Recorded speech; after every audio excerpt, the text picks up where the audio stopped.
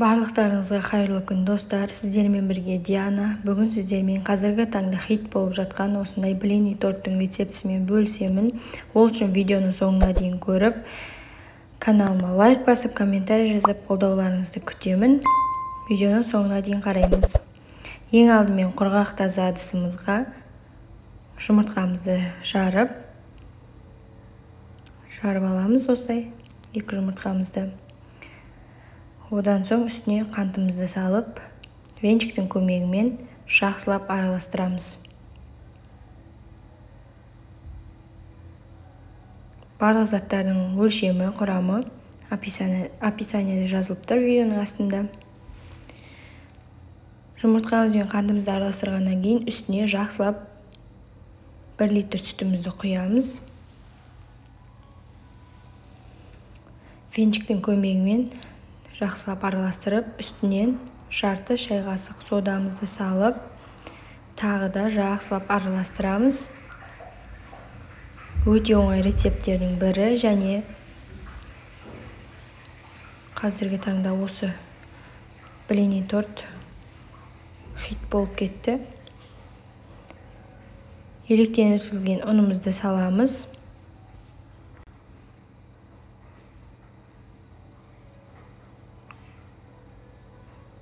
Осылай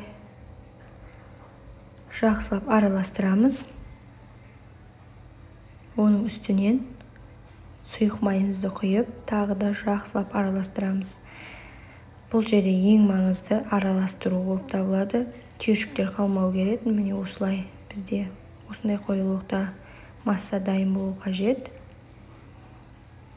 Келесі кезекте блиніміздің массасы дайын, пісіретін боламыз табамызға, газге. Тавамыз қызғаннан кейін май жағамыз, және үстінен осылай массамызды осылай бір келкетіп құйып, екі бетін қызартып пісіріп аламыз.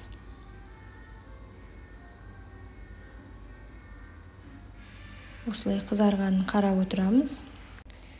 Өте тез дайындалатын торттардың бірі, сіздер жасап көріңіздер. Және дәмі де өте керемет. Осылай екі бетін қызартып жақсылап пісіріп аламыз.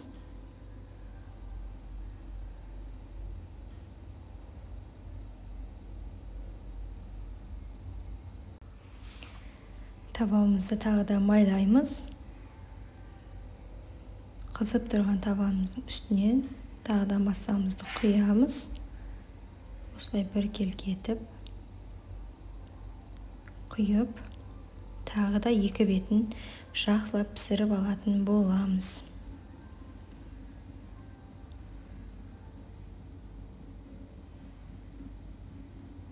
Маған осылай қолмен алған ыңғайлы, сіздерге қалай ыңғайлы болса, солай пісіре берсеңіздер болады. Осылай екі бетін пісіріп алдық. Барлық блиниларымызды осылай пісіріп аламыз. Келесі кезекте біз кремімізді дайындаймыз. Ол үшін бізге салқын сливки қажет. Салқын сливкиді құйып аламыз, және миксеріміздің көмегімен жақсылап араластырамыз. Ыдысымыз міндетті түрде құрғақ болу қажет. Сливкиіміз осылай қоюланғанша жақсылап араластырамыз.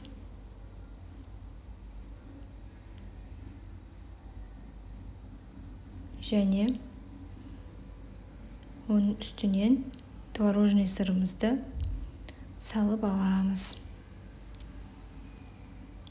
Ең бастысы, кремін жасаған кезде сливки да, творожный сыр да бізде салқын күйде болу қажет.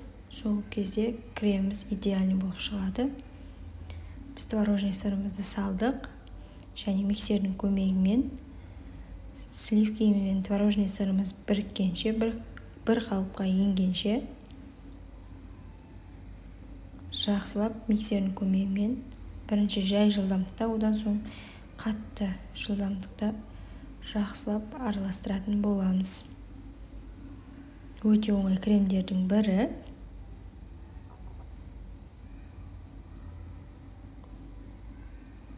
Және осындай деп деген фирманың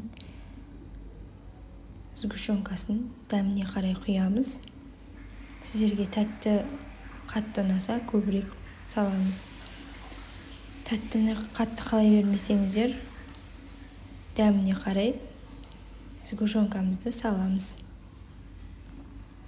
Мен өте көп мөлшерде қостым, себебі біздің үйдегілер тәттіні қатты жақсы көреді. Міне біздің креміміз дайын болды. Осындай қоюлықта болу қажет. Өте жылтыр, нәзік.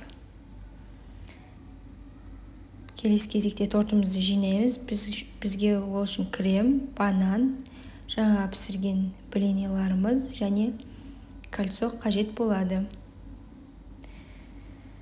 Ең алдымен осылай шетіне блиниларды қойып шығамыз. Осылай барлық примерно 5 штуктай блини кетеді шетіне қойып шығуға. 5 или 6 сіздің жасаған блини торттарыңыздың көлеміне қарай қоя бересіздер. Міне осылай барлығын қойып шығамыз.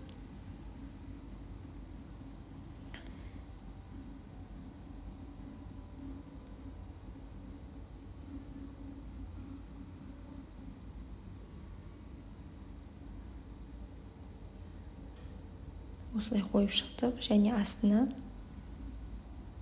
тағы да бір блиниді қойып,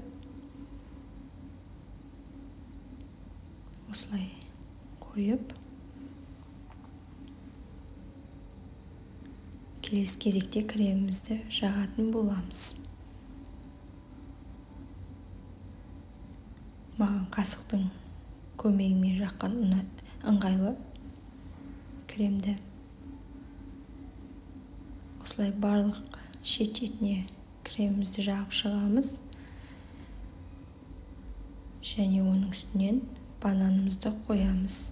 Мен арасына банан қостым. Сіздер өз қалауларыңызша не қосқыларыңыз келеді? Клубника қоссаңыздар болады. Кез келген жеміс-жидекті қоссаңыздар болады. Бананымызды қойып, үстінен тағы да блинімізді қоямыз.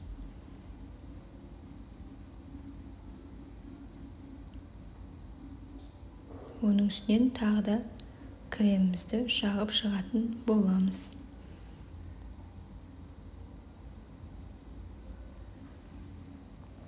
Бір жасағынан шығатын блини торттардың бірі шықпай қалады деп уайымдамаңыздар. Сіздерге де жасап көруге кеңес беремін.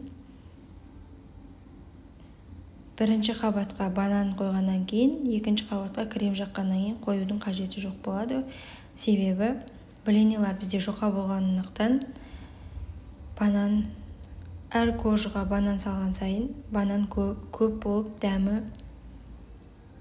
онша емес болып қалуы мүмкін. Сол себепті банан, крем, сосын бір кожыға емес, 2 кожыдан кейін банан салып отырсаңыздар, солай дұрысырақ болады. Бананы көп болып кетсе де, тортымыздың дәмі жақсы шықпай қалуы мүмкін. Барлық кождарымызды жинағаннан кейін бізде осылай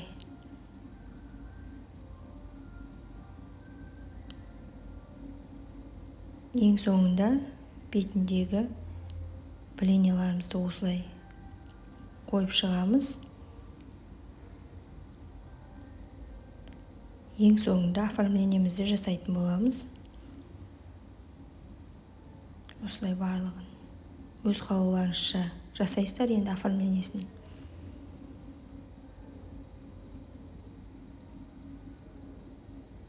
Осылай қойып шығамыз. Осылай жинап шығамыз.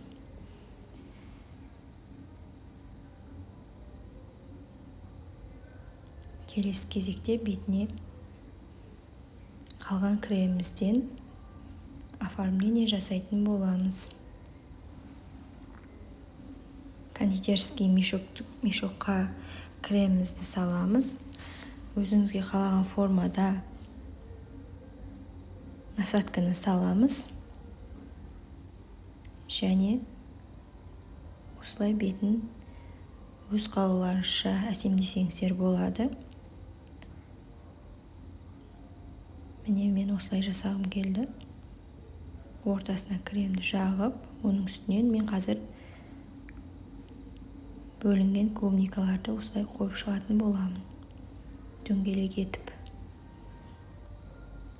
Сіздер өз идеяларыңызбен жасасаңыздар болады, немесе осылай мен сияқты жасасаңыздар да болады.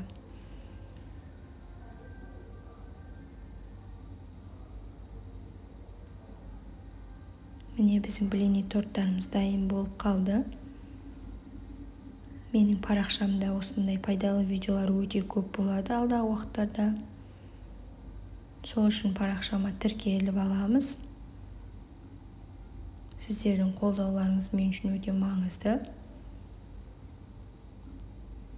Және міндетті түрде видеоның соңына дейін көріп, менің YouTube парақшама тіркелсеңіздер өте керемет болар еді. Міне бізде осылай клубникаларымызды қойып шықтық. Келесі кезекте мен осындай бетіне корждардың үгітілген түрін сеуіп шықтым.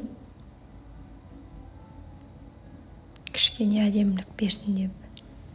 Міне біздің блини тортымыз дайын болды. Холодильникке бір түнге қалдырып, қонақтарыңызға ұсына берсеңіздер болады. Видеоның соңына дейін қарағандарыңызға рахмет. Каналыма тіркеліп, лайк басып қолдау білдіреміз. Сіздер де жасап көріңіздер, өте оңай рецепт. Сау болыңыздар, ас болсын.